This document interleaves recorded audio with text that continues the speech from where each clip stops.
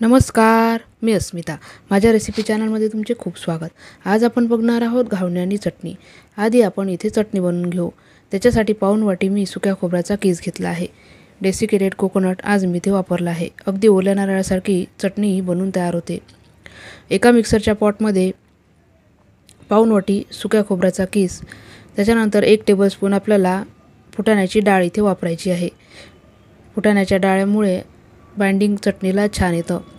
त्याच्यानंतर चवीप्रमाणे 4 ते 5 हिरव्या मिरच्या मी इथे वापरल्या. अर्धा इंच आलं, 3 ते 4 लसूण पाकळ्या आणि आज आंबटपणासाठी मी इथे कच्ची कैरी वापरत आहे. कैरीची सालं काढून चवीप्रमाणे इथे आपल्याला कैरीच्या फोडी घालायच्या आहे. जितका आंबटपणा तुम्हाला चटणीमध्ये हवा असेल तितक्या इथे कैरीच्या फोडी घालायच्या आहे. अर्धा टीस्पून जिरं घातलं.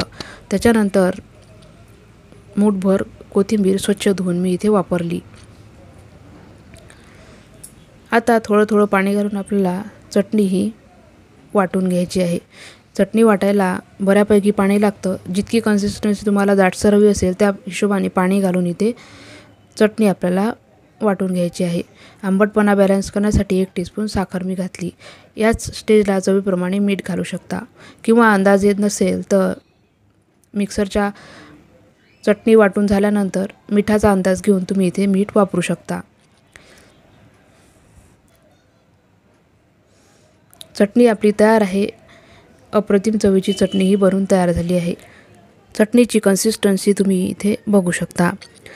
आता चटणीला ह्या स्टेजमध्ये तुम्ही मीठ घालू शकता. आता घावणे बनवायसाठी पीठ भिजवून घेऊ. इथे 1 कप तांदळाची पिठी मी वापरली आहे. तांदूळ 2 ते 3 पाण्याने स्वच्छ धुवून फॅन खाली मी घरातच सुकवून घेतले आणि गिरणीतून ते दळून आणले. जुन्या तांदळाची ही पिठी आहे. जुन्या तांदळाचे घावणे अप्रतिम होतात. नवीन तांदळाचे थोडे चिकट होऊ शकतात. तांदळाचं पीठ जुनं असल्यामुळे इथं पाणी आपल्याला थोडं जास्त लागू शकतं. म्हणून अंदाजाने हळूहळू पाणी घालत आपल्याला पीठ हे पातळसर असं भिजवून घ्यायचं आहे. ताकाप्रमाणे आपल्याला इथे कन्सिस्टन्सी ठेवायची आहे. 1 कप पाणी मी इथे वापरलं. आणखी पाणी मला इथे लागेल. टोटल किती पाणी लागलं ते पीठ भिजवल्यावर शेवटी मी तुम्हाला सांगणारच आहे. भरून मी इथे पाणी घेतलं आहे आणि थोडं घालत आपल्याला पीठ पातळसर असं करून घ्यायचं आहे.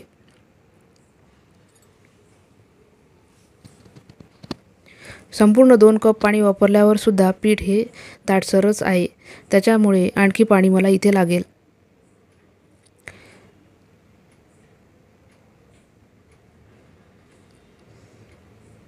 टोटल 3.25 कप पाणी मी इथे वापरलं.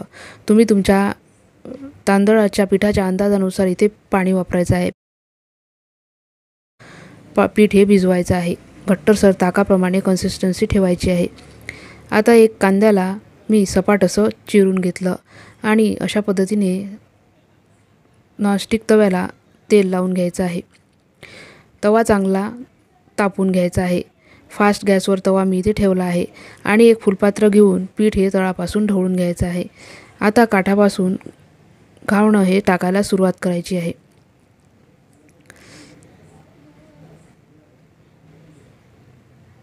थोडासा हात उंच धरून आपल्याला अशा पद्धतीनं घावण हे घालून घ्यायचं आहे.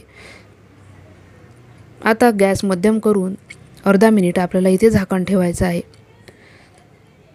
अर्धा मिनिटानंतर झाकण घालून आपल्याला घावण हे चांगलं भाजून घ्यायचं आहे. एकदम उलटण्याची घाई न करता घावण हे चांगलं भाजून घ्यायचं आहे. थोडा कडकपणा आला की आपल्याला घावण हे दुसऱ्या बाजूने सुद्धा भाजून घ्यायचं आहे.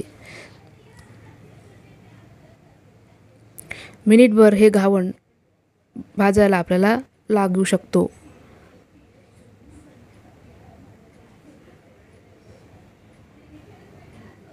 अशा पद्धतीने उलथाण्याच्या साहाय्याने आपल्याला घावण हे दुसऱ्या बाजूने भाजून घ्यायचं आहे.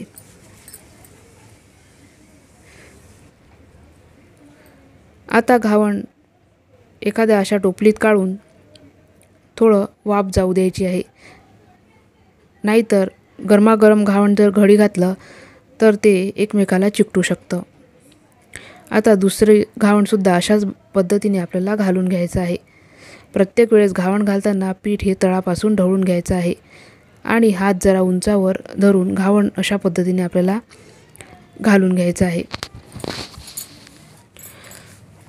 घावण घालताना गॅस हा फास्ट ठेवायचा आहे आणि नंतर स्लो ते मीडियममध्ये करून अर्धा मिनिट ठेवून घावण हे भाजून घ्यायचं आहे।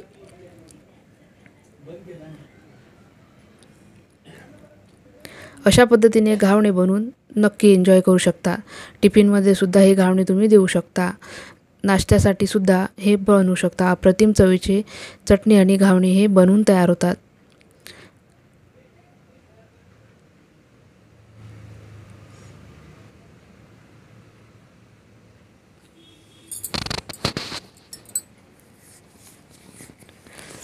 बिडाचा तवा असेल तर त्याच्यावर अगदी जाळीदार घावणे हे बनवून तयार होतात, पण नॉनस्टिक तव्यावर सुद्धा अशा पद्धतीने घावणे तुम्ही नक्की बनवू शकता। व्हिडिओ आवडल्यास लाईक करा, शेअर करा, सबस्क्राईब करा आणि बेल आयकॉनही प्रेस करा, म्हणजे माझ्या व्हिडिओच्या नोटिफिकेशन तुम्हाला मिळतील। अशा पद्धतीचे घावणे आणि चटणी नक्की बनवून बघा। परत भेटू अशाच एका रेसिपीसह। धन्यवाद।